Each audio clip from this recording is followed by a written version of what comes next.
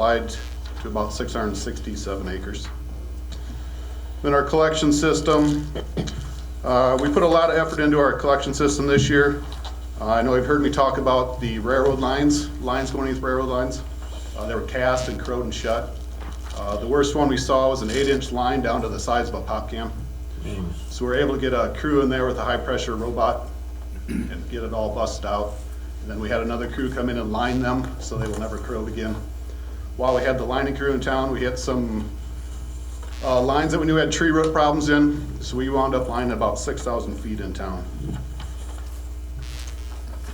And then the last few pages are just a few pictures. That first page is the driveway going into Wastewater. That has never had water go over it before, and it turned it into rapids. So, next page is still some more flood pictures. We did have to do some emergency bypass pumping. That's that top right picture. I want to say about 10 o'clock that night, I got a call that basements were starting to back up. So we fired up the pump and tried to relieve pressure off the system all we could. Last picture on the last page is our new UV system in operation. Just kind of an idea of what it looks like. Kind of looks like a glorified tanning bed from that picture, but that's kind of what it is. So that's all I have. If anybody has any questions. Very expensive. A little bit. I think we mentioned it after the flood, but I do appreciate the staff's work on that to keep things going, because that's something people don't always think of until it's in their basement. So I appreciate that. Luckily, I think of it. I assume all the damage from the flood was contained to the old plant? Correct. Yeah, nothing else. Yep, nothing hit the west plant. Yep. How does the acres of application for biosolids compare to other years? Is it the same every It's year? about the same, yeah. Do you have enough acres? Do you need more acres? We're doing good. We rotate our acres around. We don't want to apply to the same acres every year. We try and give the ground a break 2 to 3 years. We're having good luck with farmers. Yoakum does our applying. He's got excellent equipment. He's doing a really good job not tearing up ground, so we're doing okay there.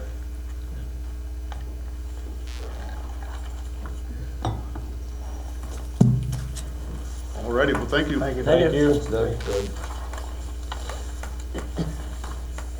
YMCA.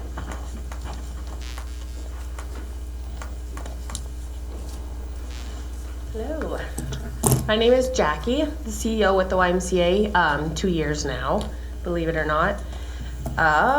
So I have some bullet proofs. You guys all have the snapshot of just everything. There's a lot on there, but just some things I would point out. So on the first page across the top, those are just the membership types that we offer. It's hard to say how many members in a whole year we have because it changes on the day with cancellations and joining. So the numbers I shared were just a snapshot in December, but that doesn't mean December was our highest month. That was just what it looked like at the end of December. But at the end of December, compared to 2023, every membership type is up except for youth, which is only off by 2. So membership-wise, it was a good year for us at the Y. And I shared the membership numbers. We track both units and numbers. Units is essentially the membership type, whatever is tied to a fee, and then there could be multiple members per unit, but we track both. As for memberships, most of our members do the monthly rate, so they can do auto draft or pay per month. We have a few that do annual, but most are monthly. And what's becoming more and more popular is our insurance covered plans. So we now have 4 contracts with insurance providers where they provide, or they pay us either per usage or per month for their membership. So Silver Sneakers, Renew Active, Silver Fit, and then Molina Healthcare is the newest one we added this year. So those are just no cost to the member, but their insurance plan pays for it. What else? 24-hour access. So we started that in April of 2024. And I mean, in my opinion, going great. Right now we have 162 paying members that pay for the additional add-on to get access 24 hours. The only headache is when I get calls for alarms going off, because the building's alarmed if they somehow get into a place they're not supposed to. I get a call.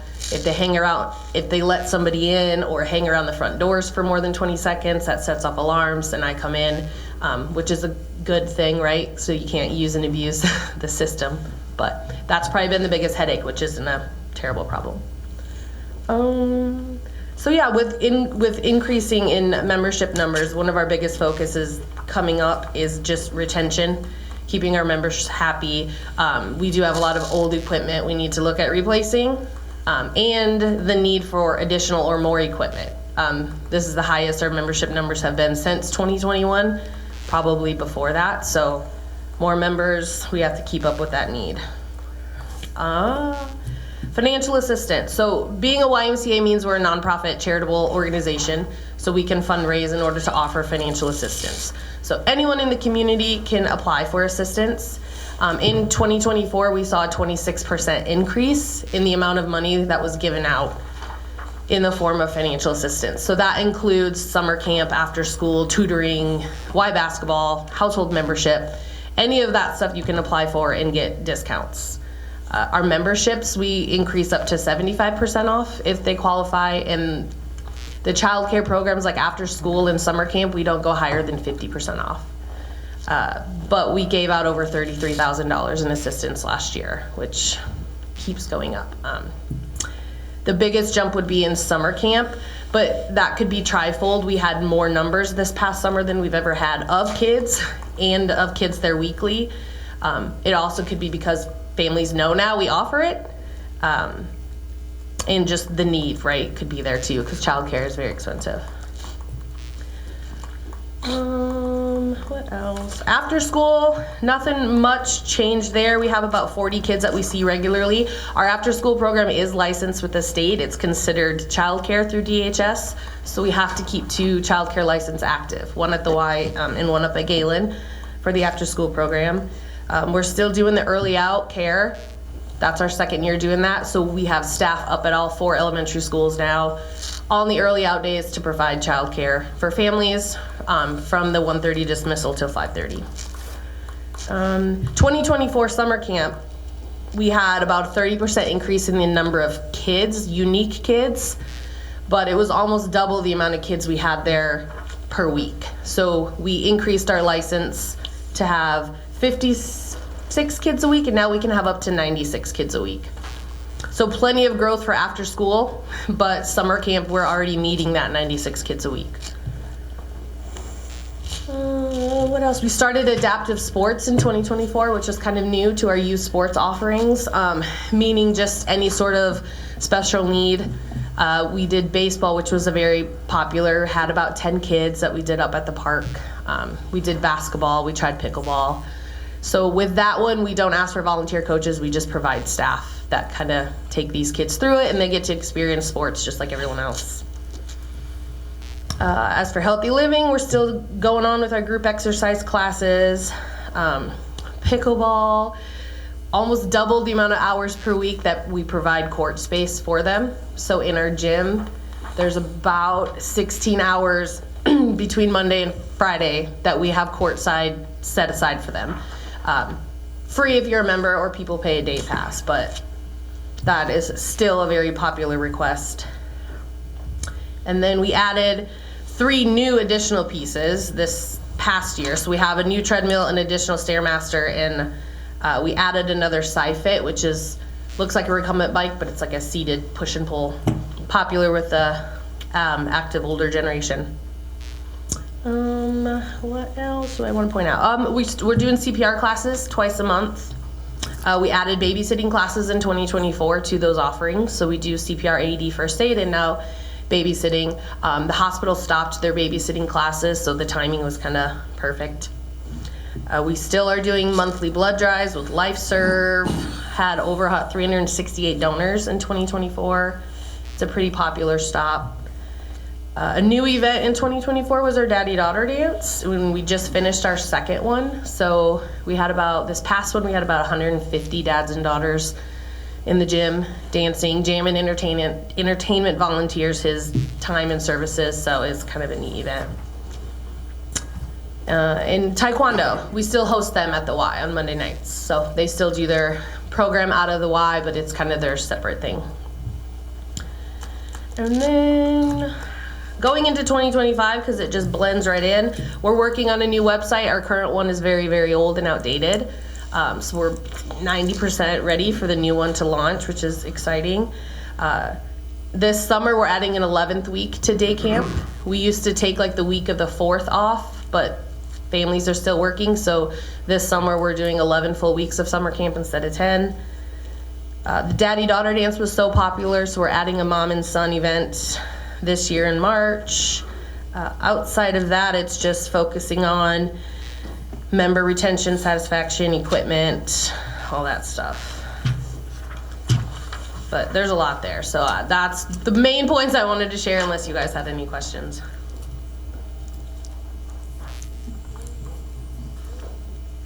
Sounds like a successful year. Yeah, it's good. Can't complain. Yeah, it does. All right, Sounds like keep up the good work. thank you. For sure. Thanks, Jackie. Community development.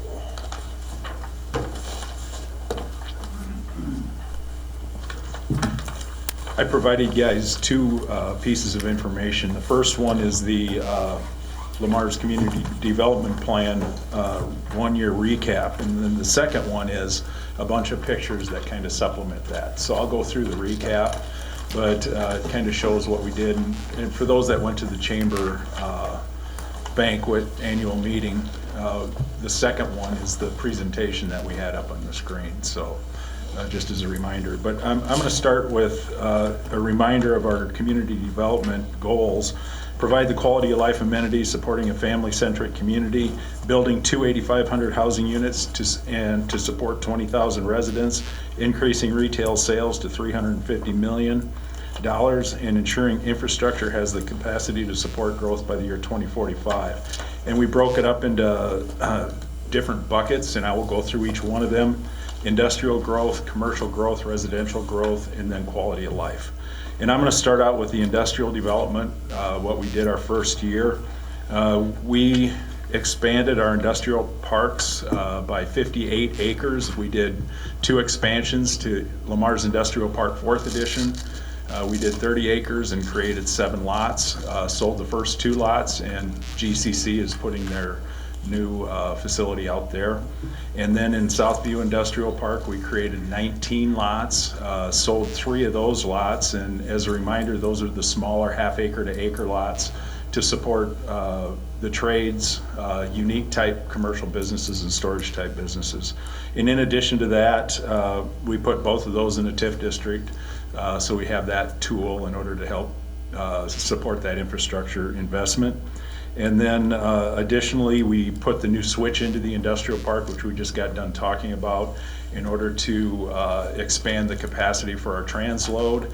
And now moving forward this summer, we're going to extend the rail into Lamar's Industrial Park 4th Edition, which will allow Burlington Junction to expand their transload and give us the ability to continue the expansion into the 230 acres that we own as it's needed.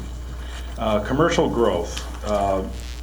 LBIC, in partnership with the city, purchased 4.25 acres just in front of Walmart between Goodwill and Baumgars, and sold one of the lots to T-Mobile, and then sold the remainder of it to Skelling Construction, who is constructing a 10,000 square foot building to house Floyd Valley Urgent Care, Home Health Care, and then Avera Home Medical Equipment. And then the remainder on that property is going to be a second 4,000 square foot building to support 1 or 2 other retail businesses. In addition to that, LBIC acquired the bare lot next to Brock Auction Company. It's 1.1 acres, and we're marketing that for sale for another commercial project. And then there's a couple other properties that Red Shed Enterprises did acquire that we're working with them to help them market those properties. And that would be across the street from Quickstar. Mike Wells purchased that along with the old Fetters Marine and RV. Those properties will be cleared and we'll have that space available for additional commercial. And then Behind Baumgars, there's a bare lot, about 8 acres, that Mike and Cheryl Wells purchased that we can use for a mixed-use development, whether it be some sort of multifamily, commercial, or a little of both. So I'm working with them guys in order to market that for the future. And then finally, we created a new TIF district on Business 75, starting at the north end of town at Erdmanville, all the way to the airport, and took 1 block on either side. And by creating that TIF district, that provides us the tool to assist with commercial development as we move forward. And then finally, with commercial development, we did apply for an EPA grant, and there are a number of properties. So as a reminder, in Erdmanville, as we tore down properties, we had to do asbestos inspection. We had to do a phase 1 and phase 2 environmental to make sure the property was clean. And we identified other properties along Business 75. And so we applied for an EPA grant, which you guys approved earlier this year. We will find out if we receive that grant in May of this year. And if we do, that will provide us the funds to do the due diligence on some of these other properties along Business 75. Because as we go out and recruit, especially when you get into the national type chains or retail opportunities, they're going to require that this due diligence is done. And by us being proactive, it puts us in a better position to help recruit those type of businesses.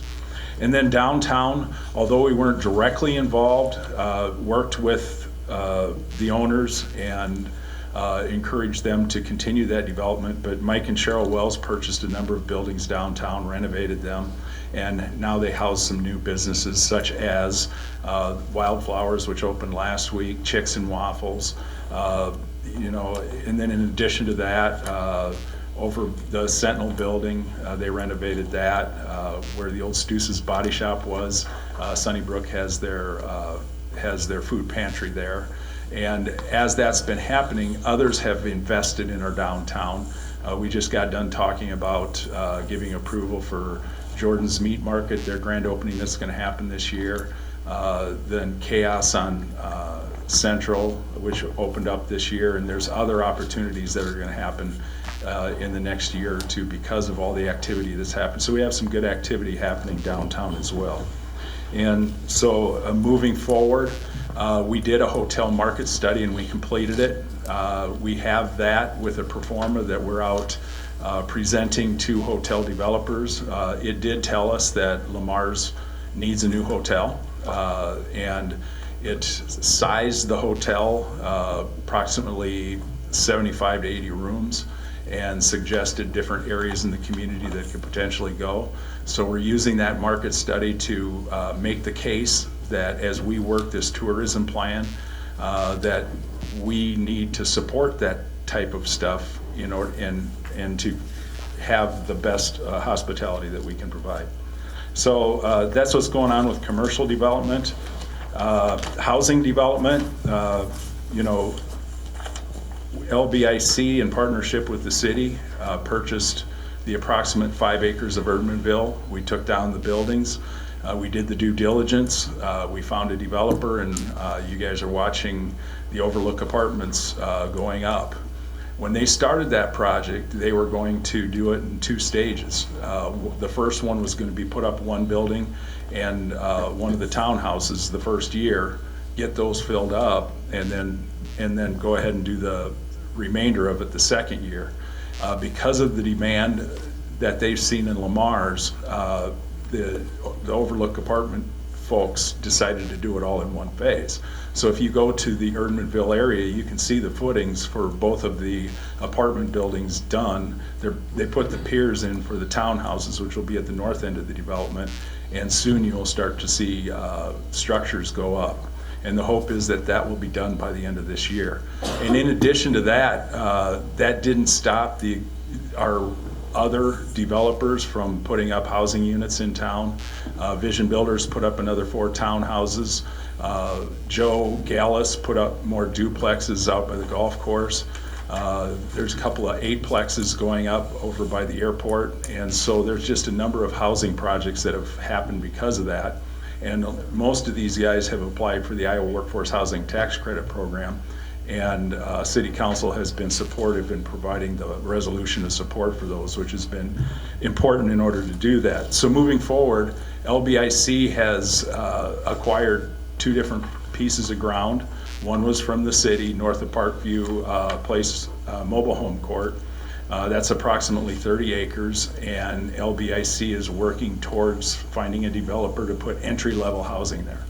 And we've identified a developer and having conversations with them. We haven't signed anything yet, but we're having good conversations with that. And LBIC also acquired 18 acres of ground on the east side of town. And we're working with our engineering firm to evaluate that property and to see how best to utilize that as we move forward. So we're looking at those parcels and how we can continue to move housing projects forward. As part of the community development plan, we did encourage the school district to do a facility study. We recognize that as the community grows, our education systems need to keep up, and so the school district did do the facility study. They did recognize that the existing elementary schools were at capacity, and they needed upgrades probably more than what the existing buildings were worth doing, and so they decided to move forward with a bond issue to not only build a new elementary school, but to do some upgrades on the existing middle school and high school. And that $49 million bond issue did pass, and now the school district is working on design for a new elementary school in Lamar's. Child care, LBIC and the city did partner back in the early 2000s to do a child care study and recognize that there's a shortage in child care in Lamar's.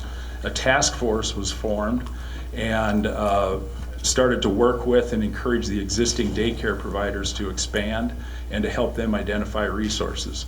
But through that process, identified a building in Lamar's that had a capacity for 217 children that wasn't being utilized to its capacity. And so a 501c3 was formed, and that 501c3 group purchased the building, started out with 35 children in there being served, did renovations, remodeled, and refixtured the place, redid the playground, and raised $3 million in order to purchase that building and have it paid for, and then partnered with the Crittenden Center